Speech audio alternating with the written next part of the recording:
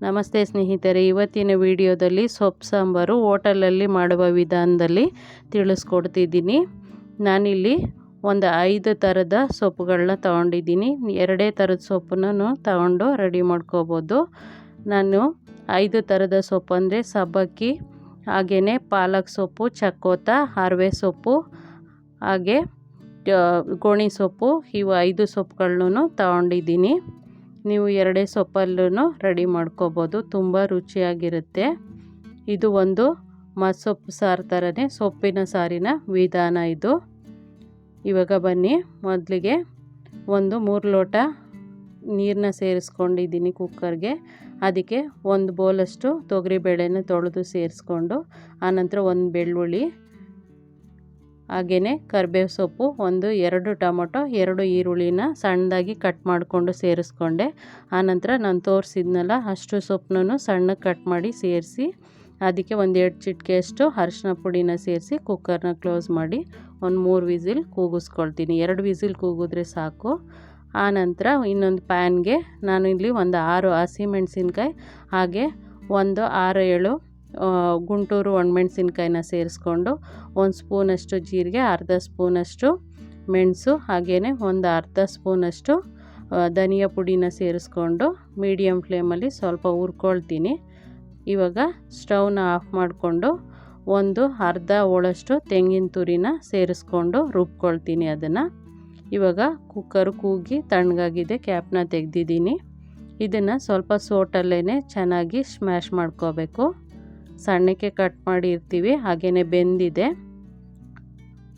ಈ ರೀತಿ ಸೋಟಲ್ಲಿ ಸ್ವಲ್ಪ ಹೊತ್ತು ಸ್ಮ್ಯಾಶ್ ಮಾಡಿಕೊಂಡ್ರೆ ಇದು ರೆಡಿಯಾಗುತ್ತೆ.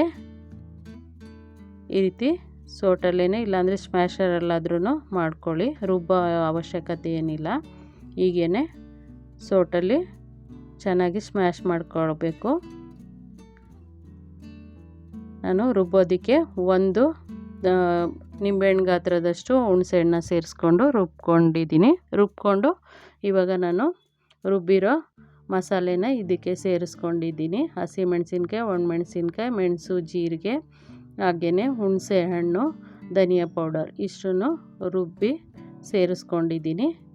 ಇದು ಚೆನ್ನಾಗಿ ಕುದಿಯುವಾಗ ರುಚಿಗೆ ತಕ್ಕಷ್ಟು ಉಪ್ಪನ್ನ ಸೇರಿಸ್ಕೊಂಡು, ಆನಂತರ ಇದಕ್ಕೆ ಒಗ್ಗರಣೆ ಹಾಕ್ಕೊಂಡ್ರೆ ಈ ಸೊಪ್ಪಿನ ಸಾಂಬಾರು ರೆಡಿಯಾಗುತ್ತೆ.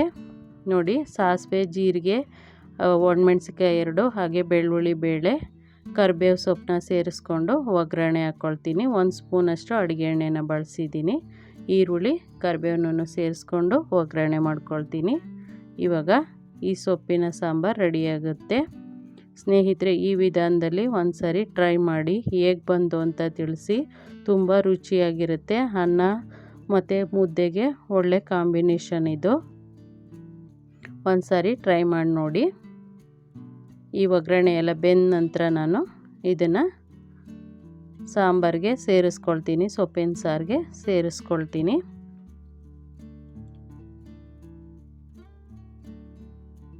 ಇವಾಗ ಇಷ್ಟ ಆಗಿದೆ, ಬೆಂದಿದೆ, ಸೇರಿಸ್ಕೊಳ್ತೀನಿ.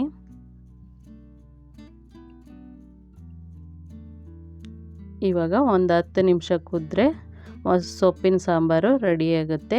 ಧನ್ಯವಾದಗಳು ಸ್ನೇಹಿತರೆ.